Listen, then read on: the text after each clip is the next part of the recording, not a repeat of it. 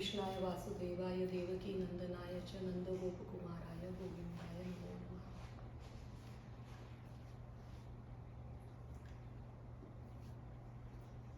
श्रीकृष्णाच्या चरणी मी साष्टांग नमस्कार करते.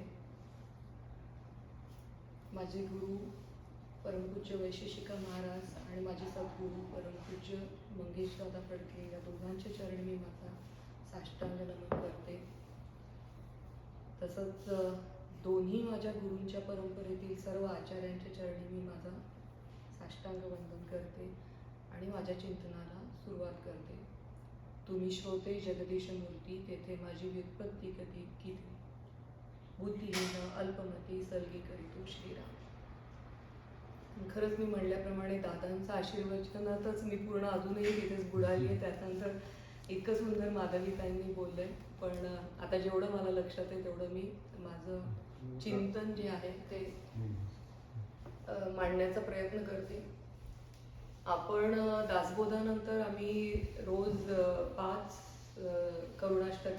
करुणाष्टकातले श्लोक म्हणतो आणि प्रत्येक वेळेला वाचताना मला वाटायचं की अरे याचा अर्थ अजून काय आहे, तो कळून जर म्हटलं तर अजून छान वाटेल, म्हणून मी करुणाष्टके असा चिंतनाकरता विषय घेतला.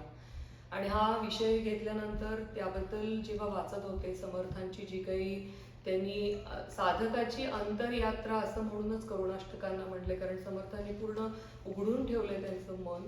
आणि ताई जसं म्हणत होत्या किंवा दादांनी सांगितलं, सततम कीर्तयंतो माम, किंवा नाम घेतल्यानंतर साधक एकदा जेव्हा त्याचा साधनेचा टप्पा पुढे पुढे जात राहतो तेव्हा त्याच्या मनाची कशी अवस्था होते ही समर्थांनी उघडून त्या करुणाष्टकांमध्ये आपल्याला सांगितलेली आहे. की पुढे जाऊन आधी नाम घेणं कठीण, त्यातूनही तुम्हाला त्या नामाची गोडी लागली, तळमळ लागली, मग तुम्हाला त्या रामाला बघण्याची सतत सगुण साकार त्याची गोडी किंवा त्याची इच्छा आहे. पण त्या साधनेच्या पातळीवरती पण अनेक तुम्हाला संकटांना म्हणा किंवा अनेक तिथे पण युद्ध असतात, रात्रंदिवस ते युद्धाचे प्रसंग कधीच संपत नाही. तर त्या सगळ्याच्या बाबतीमध्ये समर्थांनी ते सांगितलंय. आपण समर्थ पहिल्या श्लोकाला सुरुवात करूया, जितकं होईल तितकं 15 मिनिटात. अनुदिन अनुतापे तापलो रामराया, हे पहिल्या ओळीपासून हा करुणाष्टके मी घेतलंय. जेव्हा त्याबद्दल माहिती काढत होते तेव्हा ते म्हणले की करुणाष्टकामध्ये 8 श्लोक नाहीये, मग का बरं अष्टक आहे. तर त्यांनी 8 दिवसांचे 8 वेगवेगळे करुणाष्टके आहेत. तर त्यातले आपण अनुदिन आहे, नेहमी आपण ह्याचा अभ्यास करतो. तर अनुदिन म्हणजे प्रत्येक येणारा दिवस, अनुज या अर्थाने तो अनुदिन म्हणजे येणारा दिवस.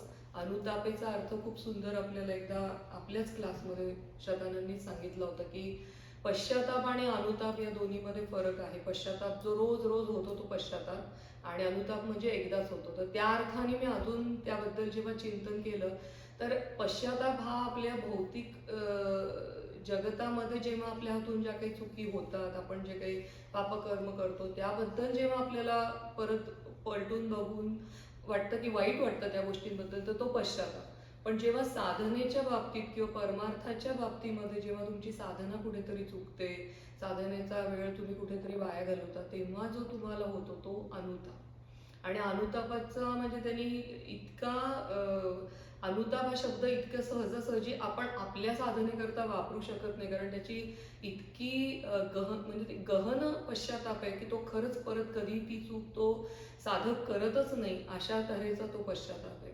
आणि त्या बाबतीत एक खूप सुंदर गोष्ट सांगितली होती की च्यवन नावाचे एक मुनी होते, च्यवन ऋषी असं म्हणतात त्यांना. तर त्यांचा एक मेधेय नावाचा, मला नावात थोडंसं हे होतंय, पण मेधेय नावाचा म्हणजे अत्यंत बुद्धिमान असा मुलगा होता. लहानपणापासून तो सतत त्यांनी बालपणापासून काहीही दुसरं भौतिक जगतामधलं काही बघितलं नाही, कुठल्या वासनाने काही नाही, तो सतत त्यांनी तपश्चर्या केली.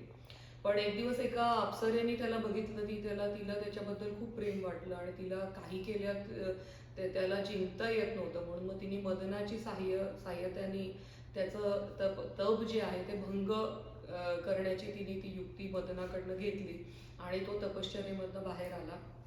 आणि त्या अप्सरेबरोबर नंतर त्यांनी अगदी संसार सुरू केला.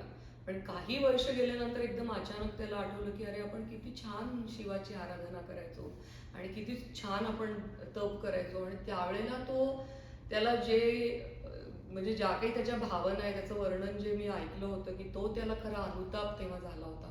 तो कित्येक दिवस शांत बसला, त्यांनी त्या अप्सरेला श्राप दिला, पण त्याला स्वतःवरती म्हणजे त्याला कळेच ना की मी आता ह्याच्यातून कसा बाहेर येऊ. आणि मग त्यावेळेला तिथे नारद मुनी येतात आणि त्या दोघांनाही त्यातून बाहेर येण्याचा उपाय सांगतात आणि अशा प्रकारे ती गोष्ट आहे. पण अनुताप ह्या शब्दाच्या बाबतीमध्ये मी की खरंच काय झालं असेल की एवढ्या वर्षांचं तुम्ही असं एका क्षणामध्ये घालवून टाकलं, तर त्याला अनुताप म्हणतात. आणि इथे रामदास म्हणतात की तसा अनुताप मला होतोय. त्यांचा तर म्हणजे खरं पाहिलं तर क्षणभरही वेळ इकडे तिकडे जात नसेल, पण 12व्या वर्षीपासून जेव्हा त्यांनी ती कठोर तपश्चर्या सुरू केली, पहिल्या त्या 3-4 वर्षामध्येच त्यांना लोकनिंदा किंवा ते तपश्चर्याला उभे राहिल्यानंतर लहान मुलं नदीच्या काठी त्यांची ती तप भंग करण्याकरता काही ना काहीतरी व्यत्यय आणत होते. लोक नंतर त्यांना 5 घरी भिक्षा मागायला जायचे, ती पण देणं हळूहळू लोकांनी कमी केलं होतं. तर इतकी ती कठोर तपश्चर्या, इतकं सगळं त्याच्याकडे आपलं लक्ष जातंय म्हणून सुद्धा त्यांना तो अनुताप होत होता की माझा एवढा वेळ मी घालवला रामाचं चिंतन न करता. आणि आपल्यासारख्या साधकांना इथे समर्थ सांगतायत हे प्रत्येक टप्पा आपल्याकरता सुद्धा आहे की आपणही कसं अशाच प्रकारे आपण सुद्धा साधना करताना क्षणोक्षणी वाटायला पाहिजे, जसं दादा म्हणत होते. आणि त्याच्यानंतर ते म्हणले की मी तापलोय रामराया. तर आता समर्थांसारखे जे साधक आहेत ते तपश्चर्येने तापतात. तपश्चर्येने तुम्ही जेव्हा शरीराला तापवता तेव्हा तुमचं अंतर्मन हळूहळू वेगळं व्हायला लागतं. तुम्ही मी शरीर आहे या भ्रांतीपासून दूर जायला लागतात, म्हणून ते तप करून स्वतःला तापवतात. मग मानसिक तप आहे, अनेक प्रकारचे तप आहेत. पण इथे समर्थांनी पुढे जाऊन पुढच्या ओळीमध्ये मोहमाया म्हणले, म्हणून याचा अर्थ असंही सांगतात की आपल्यासारख्यांकरता की 3 प्रकारचे ताप आहेत. त्या तापाने आपण सगळेच जण तापलेलो आहोत. आध्यात्मिक आहे, आधी दैविक आहे आणि आधी भौतिक, असे 3 प्रकारचे ताप आहेत. त्यातल्या आध्यात्मिक जे ताप आहेत ते म्हणजे आपल्याच शरीरातल्या विविध गोष्टींमुळे म्हणा, तिथले काय जे काही बिघाड होतो त्याच्यामुळे आपलं पोट दुखतंय, पाय दुखतोय, ह्या सगळ्या तापांना, ह्या सगळ्या त्रासाला आध्यात्मिक ताप असं म्हणतात. आणि आधी भौतिक ताप म्हणजे आपल्या आजूबाजूच्या जीवांमुळे होणारा आपल्याला ताप. आणि त्याच्यात अगदी छोटे छोटे डास वगैरे, किडे वगैरे, विंचूपासून लोक असतात काहीतरी आपल्याला वाईट बोलतात, त्याच्यामुळे आपल्याला मनस्ताप होतो. तर हा सगळा जो आहे तो आधी भौतिक ताप. आणि आधी दैविक ताप म्हणजे वेगवेगळ्या पंचमहाभूतांवरती आपलं हे आयुष्य सगळं त्यांच्या देवतेंवरती अवलंबून आहे. जेव्हा त्या देवतेचा कोप म्हणा किंवा त्यामध्ये काही बदल होतो, म्हणजे खूप जास्त पाऊस आलाय, खूप पूरच आलाय, खूप कुठेतरी दुष्काळ, भूकंप, असे सगळे जे आहेत ते आधी दैविक ताप आहेत. तर हे 3 प्रकारचे ताप आहेत ते आपल्या सगळ्यांना सतत होतच असतात. तर समर्थांनी ते ताप, तपश्चर्येचे, अनुताप आणि या सगळ्या तापांपासून मुक्त होण्याकरता ते रामाला बोलत आहेत, रामरायाला. आणि रामाच्या आत्ता नावाचं महत्व किती सुंदर म्हणजे माधवीताईंनी सांगितलं. तर रामाच्या म्हणजे रामच या तापातून त्यांना मुक्त करू शकेल. तर ते एका दृष्टीने सगुण साकार रामालाही बोलवत आहेत. पण आज मी जेव्हा दादांचं हे ऐकत होते तेव्हा मला वाटलं की ते सद्गुरूंनाही बोलवत आहेत, कारण श्रीरामच त्यांचे सद्गुरू आहेत. तर ते सद्गुरूंना अळवत आहेत की या तुम्हीच मला याच्यातून बाहेर काढू शकाल. आणि आणखीन एक म्हणजे खूप छान एक संस्कृत श्लोक आहे की जेव्हा शिवानी हलाहल प्यायलं तेव्हा त्यांनी गळ्यामध्ये साप लावला म्हणा, डोक्यावरती गंगा घेतली, चंद्र, सगळे प्रकार करून बघितले, पण त्याचा ताप काही कमी होत नव्हता. पण फक्त राम हे 2 अक्षर जेव्हा त्यांनी कंठात धारण केले, म्हणजे जेव्हा रामाच्या नावाचा जप सुरू केला तेव्हा ते शांत झालं आपोआप त्यांचा तो दाह. तर त्या अर्थाने सुद्धा आपण म्हणू की हा सगळा ताप, हा सगळा समर्थ म्हणतात हा सगळा तूच रामा माझा घालू शकतो. म्हणून ते रामाला राम राया, राया म्हणजे राजा, म्हणजे खूप प्रेमळ, प्रजेचा म्हणा अगदी असा कनवाळू असा प्रेमळ राजा असं म्हणून ते रामाला बोलवतात इकडे. अनुदिन अनुतापे तापलो राम राया, परम दीन दयाळा निरसी मोह माया.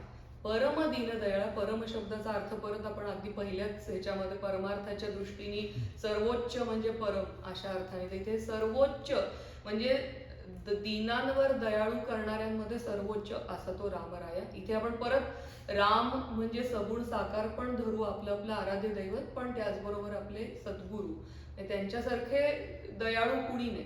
मग दीन शब्दाचा अर्थ मी शतानंद बरोबरच त्यांनी इतकं सुंदर मला सांगितलं होतं आणि मग त्यावरती पुढे जाऊन चिंतन केलं की दीन म्हणजे हा म्हणला की जसं आपण कधी कुणाकडे काहीतरी अपेक्षेने गेलोय, काहीतरी आपण याचक म्हणून गेलोय, तेव्हा धुडकारून लावतात तेव्हा जी आपली अवस्था होते मनाची, तर ती खूपच दयनीय म्हणा किंवा फारच अशी म्हणजे फारच त्रासिक अवस्था असते की कोणीतरी आपल्याला काहीतरी झिडकारून टाकलंय. मग आपण म्हणू की आपण तर कुठे जात नाही, आपण काही दीन नाही आहे.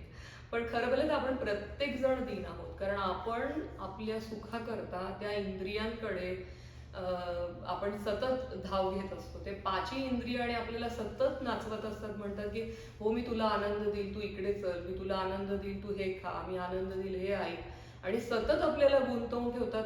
पाची जण पाच दिशांनी आपल्याला ओढतायत आणि आपण त्यांना म्हणजे ती भीक मागून सुद्धा सुखाची ते आपल्याला काही केलं देत नाहीत. तर इथे ते भक्ती विनोद ठाकूर म्हणून एक आहेत, तर त्यांनी त्यांनी लिहिलेले त्यांचे ते जे अभंग आहेत त्याच्यात त्यांनी लिहिलेले की मी किती दिवस या अशा मालकांची नोकरी करणार आहेत की जे मला काहीच देत नाही, त्याच्या बदल्यात काहीही देत नाहीत आणि कधीही सुट्टी देत नाहीत, आणि असे ते सगळे हे जे पाच इंद्रिय आणि मन त्याच्यावरती साधवं, हे सगळे आपल्याला अशा प्रकारे धरून ठेवत आहेत. आणि म्हणून समर्थ म्हणतात या सगळ्यांपासून मुक्ती देणारा मला एकच आहे, तो म्हणजे माझा रामराया आहे. त्यामुळे तू निरस कर त्या सगळ्या मोह आणि मायेचा. परत माया म्हणजे 5 प्रकारच्या भ्रांती ज्या आपण परवा शिकलो होतो, तर त्या सगळ्या भ्रांती म्हणजे माया म्हणजे मी शरीर आहे ही माया, म्हणजे ही तर माया आहेच, परत त्याच्यावरती मोह म्हणजे त्या शरीराचा एक गैरसमज आहे आणि परत त्यावरती आसक्ती आहे. त्यामुळे मोहमाया ही फारच म्हणजे कठीण गोष्ट आहे.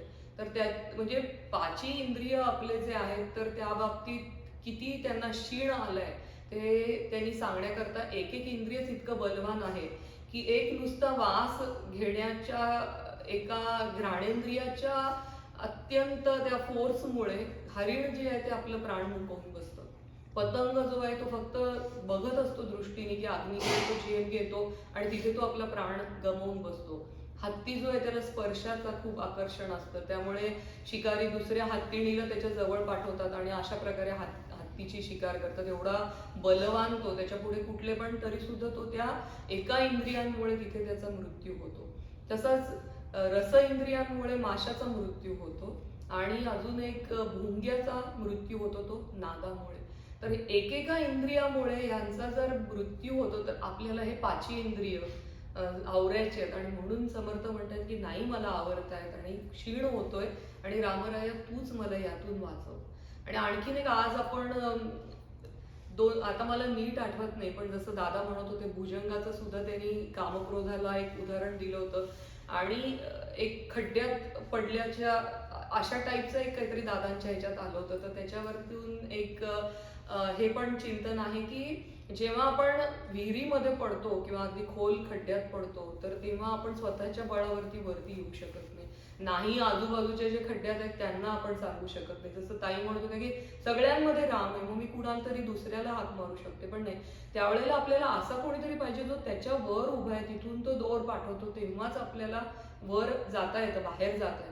तर इथे आपल्यामध्ये सगळा पाश म्हणा किंवा काय आपण सगळ्या या मोहात आहेत, मायेत आहेत, या गुणांनी आपल्याला जखडले, तेव्हा या गुणातीत आणि या गुणांच्या वर गुणांचा वापर करून घेणारे जे आपले सद्गुरू आहेत फक्त तेच दोर पाठवू शकतात आणि तेच आपल्याला ह्याच्यातून बाहेर काढू शकतात. म्हणून कळवळून ते रामरायाला त्याच्या सद्गुरूंना बोलवतात. आणि मग अशी ही मोहमाया, निरसी मोहमाया, अचपळ मन माझे नावरे आवरिता. आपण आताच बघितलं की असे हे चंचल मन जे पाची दिशांनी हे पाची इंद्रिय त्यांना ओढताय तर ते मला आवरत नाहीये आणि त्यामुळे मला अतिशय क्षीण झालाय असं ते म्हणतात आणि त्या मोहमायेतून माझा सुटकारा कर. तर तो क्षीण त्या मोहमायेच्या पकडीमुळे सुद्धा झालाय असं एक जण मला म्हणत होतं की समर्थ म्हणतात की ते सगळे इंद्रिय म्हणा, ती पकड म्हणा, त्याच्यानंतर हे षडरिपू जे आहेत या सगळ्यांचं माझ्यावरती इतकी जी पकड आहे तर त्याच्यामुळे मी आता अगदी शिणलोय. तर ते हातबल कसं व्हायचं भक्तांनी आणि कसं गुरूंकडे मागायचं आशीर्वचनामध्ये आपण आता बघितलं आणि काय मागायचं हे सुद्धा समर्थ सांगतात की तिथे जाऊन कुठल्याही भौतिक गोष्टी न मागता ते म्हणतात की माझा निरस कर या मोहमायेमधनं आणि मी थकून गेलोय, मी हातबल झालोय, अशी पूर्ण शरणागती ती तुमच्या मनामध्ये यायला पाहिजे. या भावाने तुम्ही जा. नीरसी मोह माया,